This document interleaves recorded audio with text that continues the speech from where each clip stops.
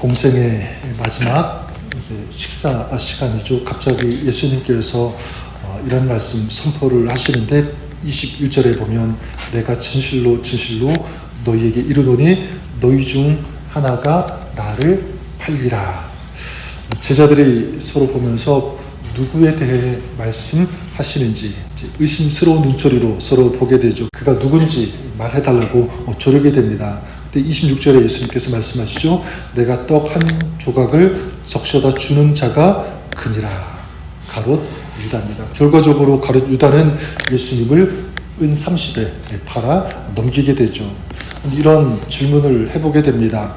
왜 유다가 여기까지 왔는가라는 것입니다. 대학교 다닐 때 성경 공부를 하는데 이런 얘기가 막 오고 갔던 것이 생각이 납니다.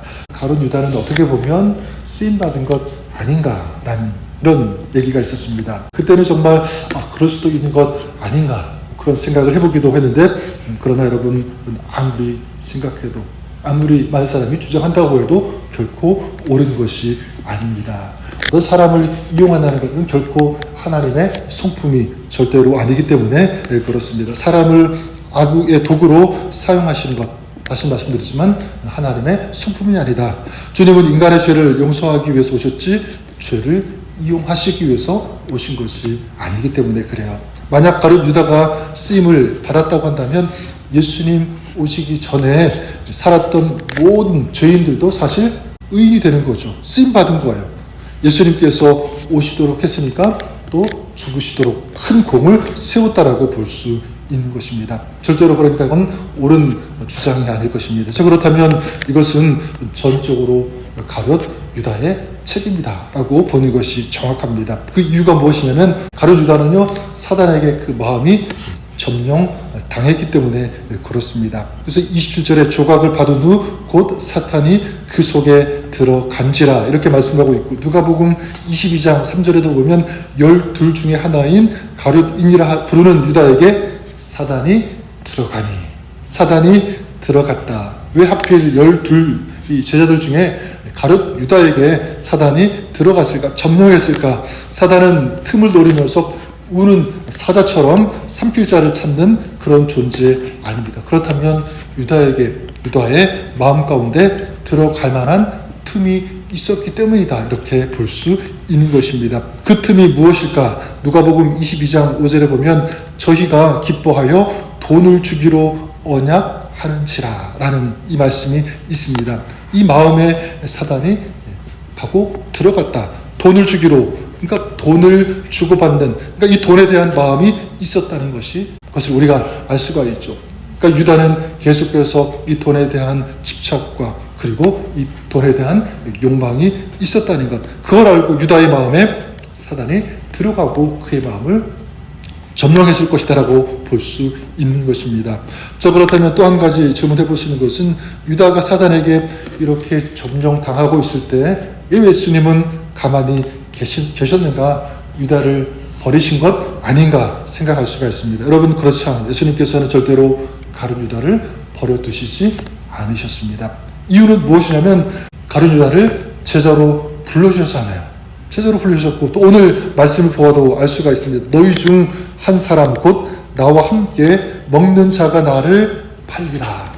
이것은 정확하게 보여야 되는데 범인을 지목하는 이 검사의 태도가 절대로 아닙니다. 범인을 지목하는 것이 아니라 유다에게 지금 깨닫고 회개할 수 있는 기회를 주고 계시는 것으로 보는 것이 맞습니다. 그러니까 이건 예수님의 사랑 표현이라는 거죠. 스스로 깨닫고 돌아오기를 기다리시는 주님의 마음. 자, 그럼 이렇게 유다를 지목하여 말씀하신 이유 결국 무엇이냐면 일종의 이건 옐로우 카드라고 볼 수가 있습니다. 만약 예수님이 유다를 버릴 의도였다면 이렇게 말씀하지 않고 직접적으로 레드카드를 내시고 식사를 하지도 않고 그냥 유다를 내어 쫓으시는 그런 일들이 벌어졌겠죠.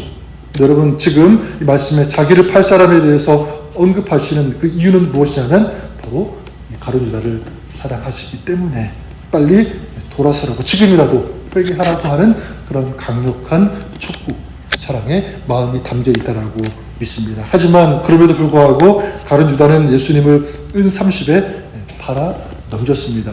이거는 절대적으로 가룟 유다의 잘못이죠. 실수입니다. 그러나 예수님은 유다가 용서하고 회개할 수 있는 이 기회를 주셨고 끝까지 가룟 유다를 포기하지 않으셨습니다. 유다의 이 잘못을 인정할 수 있는 회개할 기회를 주셨다. 문제는 유다가 그 예수님의 그 사랑을 무시했다라는 것이 맞습니다. 저는 그런 의미에서 주님은요, 오늘 우리에게도 옐로우 카드를 내미실 때가 있다라고 생각합니다.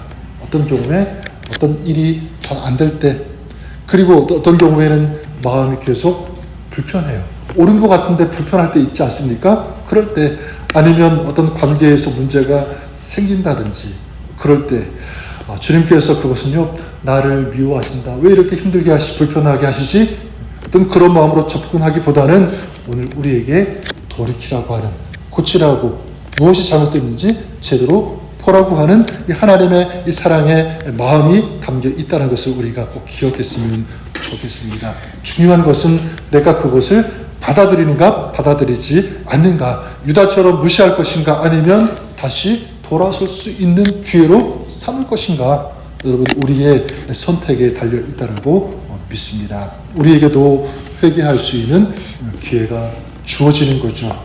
지혜로운 사람 어떤 사람이냐면 그래요. 그런 기회가 주어졌을 때 하나님의 말씀으로 듣고 하나님의 그 마음, 그 인도하심을 따라서 돌이키고 하나님께서 기뻐하시는 그 삶으로 나아가는 것, 돌이키는 것, 바꾸는 것, 이것이 참으로 지혜로운 사람의 모습인 줄 믿습니다. 사랑하는 여러분, 오늘 우리가 우리의 마음을 한번 점검하고 돌아보았으면 좋겠습니다. 주님께서 오늘 우리의 삶을 보실 때 고쳤으면 좋겠다, 돌이켰으면 좋겠다, 바꾸었으면 좋겠다라고 하는 그런 마음, 그런 음성, 직접적으로 그 말씀을 주실 때도 있어요. 어떤 경우든지 우리 그 주님의 세밀한 음성을 들으시고 우리가 바꾸시라고 하는 하나님의, 우리 주님의 귀로 그 음성으로 들으시는 저와 여러분 우리가 될 수 있기를 바랍니다.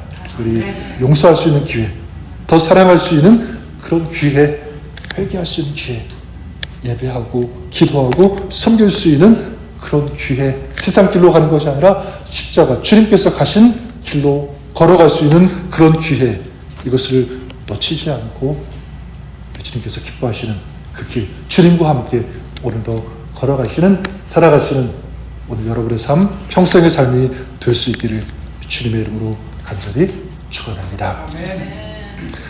하나님 아버지, 오늘 가룟 유다를 끝까지 포기하지 않고 기회를 주시며 그 인생이 바뀌어질 수 있도록 끊임없이 붙잡아 주시고 인도해 주시는 그런 마음, 오늘 우리를 향한 주님의 마음, 주님의 가르침, 교훈인 줄 믿습니다. 하나님, 오늘 우리가 살아가면서 주님께서 보실 때 흡족지 못한 또 그런 모습들 있다면 돌아보게 하시고 또 깨닫게 하시고 주님의 말씀으로 듣고 이제 주님께서 기뻐하시는 그 길로 나아갈 수 있는, 돌이킬 수 있는, 또 잘못된 것이라면 회개할 수 있는 마음, 이 믿음 허락하여 주시옵소서. 오늘 우리의 삶이 주님과 동행하며 주님께서 기뻐하시는 길로 걸어가는 정말 아름다운 삶, 믿음의 삶, 섬김의 삶을 살아가는 오늘 저희들 그런 삶 되게 하여 주시옵소서. 이런 믿음을 가지고 주님과 함께 걸어가는 저들의 삶 가운데 주님께서 행하시는 역사, 주님께서 인도해 주시고 주님께서 축복해 주시는 이런 은혜가 우리 가운데 넘치게 하여 주옵소서. 그렇게 역사하실 좋으신 주님 찬양하며 또 감사드리며 우리 주 예수님 이름으로 기도드립니다. 아멘.